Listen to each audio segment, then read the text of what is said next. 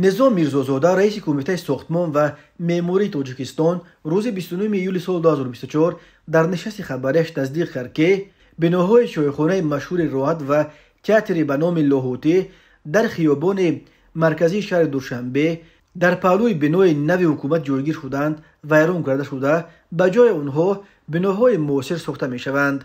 بحث تخریب این بناها تقریبا 10 سال باز ادامه داشت و در این بین فکر مقامات درباره سرنوشت این دو بنا چندین بار عوض شد.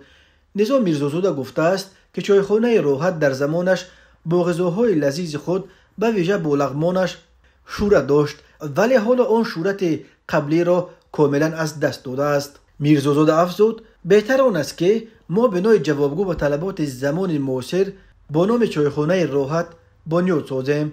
مهم آن است که برند چایخانه راحت گم نشود، ماهیت و اهمیت بنا با از نو ساختن آن گم نمی شود. او همین طور تاکید کرد که بنای تئاتر لاهوتی خیلی فرسوده شده است و بهتر این است که برای اهل این تئاتر یک بنای نو زمانوی ساخته شود. بعید نیست که بعد انجام ساختمان طول کشیده بنای تئاتر ملی اهل تئاتر لاهوتی به این بنا کوچانده شوند. رئیس کمیته ساختمان گفت که این دو بنا که تخریب کرده می شوند. یک قسم چایخانه راحت در جریان بنیاد بنای نو حکومت تاجیکستان الکی ویران کرده شده بود، ولی بنای اساسیش اساساً به دلیل معرکه سازی های روشنفکران تاجیک پا بر جا باقی مانده بود. بناهای نو حکومت و پارلمان تاجیکستان در خیابان مرکزی دوشنبه بر پایه بیش از 200 میلیون دلار کمک بلاعوض خطای و اساساً با دست شرکت های خطایی ساخته شده و مراسم کشایش هر دو بنا روز 7 ایول سال جاری در حضور رهبران دو کشور امامعلی رحمان و سی جین پین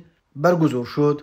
2 سال پیش ماه ایول سال 2022 مرحوم محمد سعید زویزاده رئیس وقت کمیته معماری و ساختمان تاجیکستان در نشست خبریش همه را اطمینان خاطر داد که بنای اساسی چایخانه راحت و همچنین بناهای تئاتر به نام لاهوتی، دانشگاه دولتی طبی و اکادمی علم‌ها در خیابان مرکزی پایتخت شهر دوشنبه ویران نمی شوند. زویزاده گفته بود در نقشه برای جامعه همچنان مخفی گیمپلان دوشنبه نیز تخریب این بناها پیش بینی نشده است. روشنفکران میگویند مقامات به خاطر بنیاد دوشنبه عصر 21 دوشنبه عصر 20 را خراب کرده ایستادند و با چنین شیوه پایتخت تاجیکستان هیچگاه صاحب بناهای تاریخی نخواهد شد.